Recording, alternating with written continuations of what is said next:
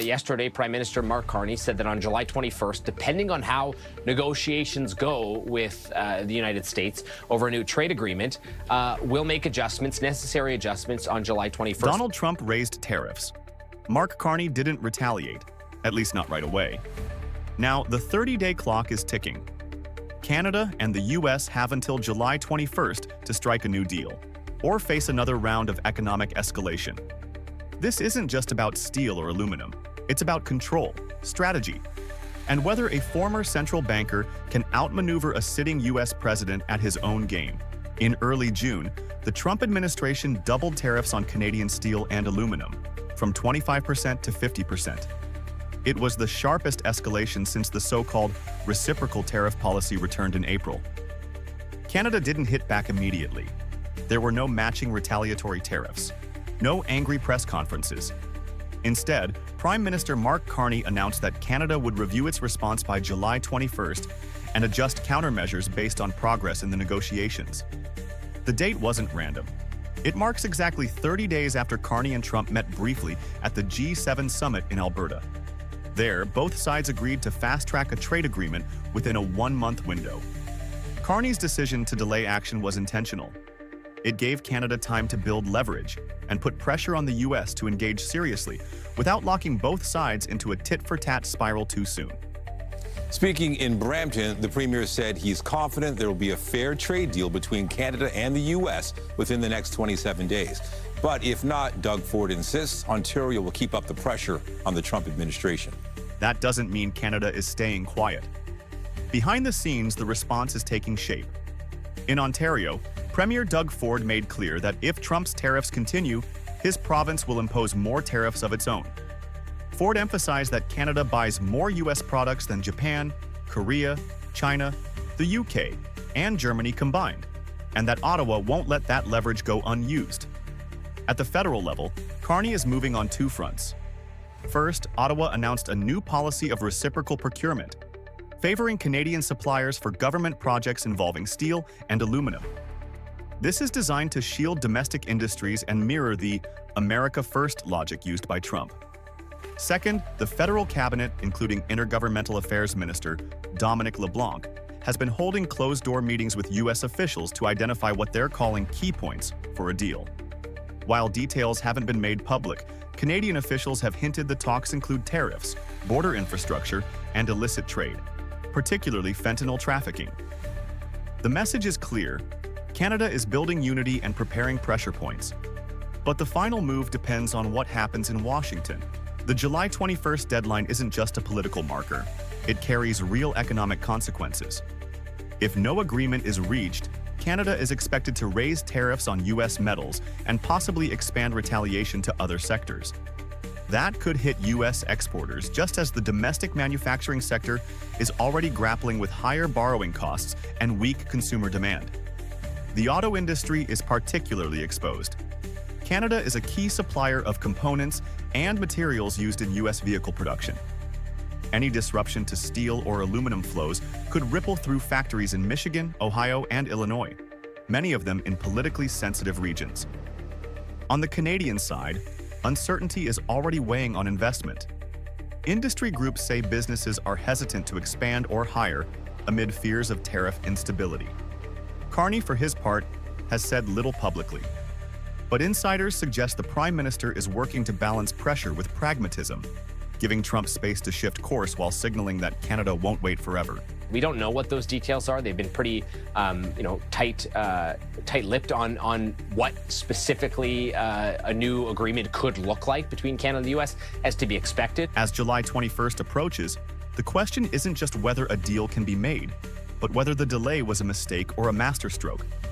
Trump moved first, but Carney held his move. Now, with the clock winding down, Canada's next step could shape not just the deal, but the future of North American trade diplomacy. In this showdown of tariffs and tactics, it may come down to who blinks first. And right now, neither side is blinking. Trump has left the summit a day early, but apparently on good terms with Prime Minister Mark Carney. Response to a reporter's question about making Canada the 51st state. I think it's a much better deal from Canada, but, it's up to them. They're going to have to pay a lot of tariffs. At this year's G7 summit in Alberta, the mood was cautiously optimistic, until it wasn't. President Donald Trump left the summit early. No official explanation from him, though the White House said it was due to the crisis in the Middle East. As he departed on Air Force One, Trump sent an unmistakable signal to Canada that tariffs were still on the table and the cost could be steep.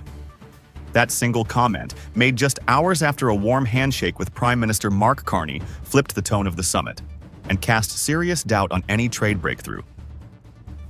Just the day before, the two leaders stood together smiling, confirming they would intensify negotiations for a new trade and security agreement within 30 days. Carney described it as a new economic and security partnership. The deal would seek to ease the economic harm from Trump's tariffs in exchange for Canada's cooperation on border security, fentanyl control, and anti-smuggling efforts. There can be no true security without economic prosperity, Carney said at his closing press conference. It was a message of partnership, one that briefly lit a path forward. But it wouldn't take long before that path became murky again. Just hours after leaving Alberta, Trump answered a reporter's question aboard Air Force One. His reply? Tariffs and things. They're going to have to pay a lot of money for the dome, for the Iron Dome. They want to be a part of it. He was referring to a $71 billion U.S. missile defense project, though it's unclear if he meant Canada should help fund it or just pay more in general. Regardless, the message was clear. Trump was still holding the tariff card. In that same conversation, he bragged that U.S. tariffs had brought in $88 billion in revenue, though economists quickly pointed out that this cost is borne by American businesses and consumers, not foreign governments. To Trump, tariffs are working, and he's not planning to give them up. Back in Canada, the mood was more cautious than confident. Prime Minister Carney maintained his commitment to the 30-day window, insisting that talks with the U.S. were productive, but also made clear that Canada would only agree to terms that served its national interest. Still, the pressure is building. Steel and aluminum industries across Ontario and Quebec are already hurting under tariffs that range from 25% to 50%. Automakers and exporters are warning of job losses if the situation drags on. And Carney is facing tough questions from labor unions and industry groups demanding action. Retaliation. You have not retaliated the doubling of steel and aluminum. No, we have not yet. We retain the flexibility in order to do so. Canada is also now reviewing potential risks from third-party steel dumping, particularly from China, as it considers how to protect its market. So what would a deal actually look like? It won't be a comprehensive overhaul, not in 30 days. But what's likely is a narrow, lightweight agreement. Think of it as a handshake deal, some tariff relief in exchange for deeper cooperation on border enforcement, fentanyl trafficking, and possibly participation in U.S. missile defense planning. Carney did not rule out discussions on Trump's so-called Golden Dome system, a $71 billion project that Trump referenced mid-flight. But Ottawa will only join if it makes strategic sense for Canada's security, not just as a trade-off. And yet, the imbalance is hard to ignore. The U.S. has already applied its pressure. Canada, by contrast, is still holding back. Trump knows this, and he's leveraging it. On paper, there's a 30-day window for Canada and the U.S. to reach a deal, maybe something like the recent UK agreement, limited tariff relief in exchange for deeper security ties. But Trump's tariff playbook isn't subtle. His early departure from the G7, his veiled threat from Air Force One, and his fixation on revenue all suggest one thing: Canada must give more, or pay more. Doubling of the tariffs on steel and aluminum, hugely punitive for the steel and aluminum industry in Canada, very destructive for the American economy as well. As President Trump prepares to land in Alberta for the G7 summit, trade tensions are once again front and center. Canada is issuing a direct warning. If the U.S. doesn't roll back punitive tariffs, Ottawa is prepared to respond with further retaliation. The stakes are high. Trump is betting on bold, unilateral trade measures. Prime Minister Mark Carney, meanwhile, is pushing back calmly but firmly. So, will this summit deliver a breakthrough or ignite a trade war between two of the world's closest allies? Look, we have our trade deals. All we have to do is send a letter. This is what you're going to have to pay. President Trump is once again making trade personal and unilateral. Speaking before his departure to Canada, Trump reiterated his tariff approach, stating, "This is what you're going to have to pay." That comment followed confirmation from the U.S. Commerce Department that the 50% steel tariff will be expanded to include steel-derived products, everything from dishwashers to metal fasteners.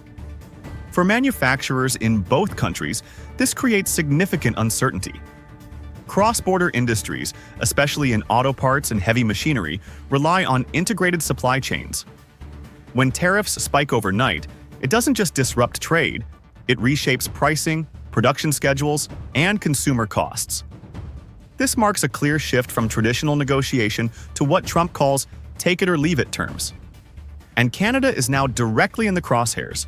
In an interview with Global News, Canadian Minister Dominic LeBlanc described the tariffs as hugely punitive and destructive to both economies. He added that if progress isn't made quickly, Canada will consider further retaliation. Currently, Ottawa has imposed 25% counter tariffs on U.S. steel, aluminum, and vehicles. But new measures are actively under review. Raising tariffs to 50%, restricting electricity exports to U.S. states like Michigan and New York, limiting government contract access for American firms.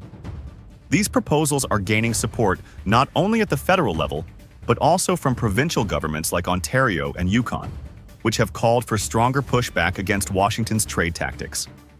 Canada's steel and aluminum sectors have reported declining exports and growing uncertainty since the latest U.S. tariffs came into effect earlier this year, according to industry officials.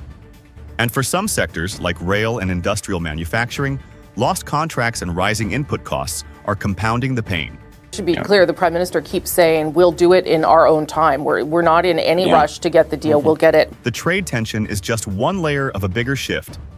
Prime Minister Mark Carney has made it clear, Canada will not rush to sign any agreement under pressure. Multiple Canadian officials have stated that Ottawa is operating on its own timeline. That cautious approach aligns with Carney's broader strategy: reduce dependence on the U.S. market, which still accounts for more than 75% of Canadian exports. To that end, talks with the UK under the TCA are accelerating. Canada is deepening ties with Europe, especially in critical minerals and clean energy. Asia and Latin America are also emerging as new commercial targets. Rather than reacting emotionally, Carney is positioning Canada for long-term resilience. Despite the noise, don't expect a big announcement from the G7. There were some positive signs that Canada was ready to do its part, but we're told that it might not happen at this summit, and we'll see, if something happens, it will be between Donald Trump and Prime Minister Carney in that one-on-one meeting. Canada has already confirmed there will be no joint communique to avoid disputes over trade language. However, back-channel discussions are underway. Canadian media report that a draft framework agreement has been shared between Trump's White House and Carney's office. Sources say it includes tariff adjustments and limited commitments on mineral access, but nothing has been finalized. Any potential deal will likely come down to the one-on-one meeting between the two leaders. This G7 summit could be remembered as the moment Canada stood its ground. Trump brought letters, Carney brought leverage, and now both leaders face a choice: escalate or engage. Can both leaders find common ground before retaliation becomes the new normal?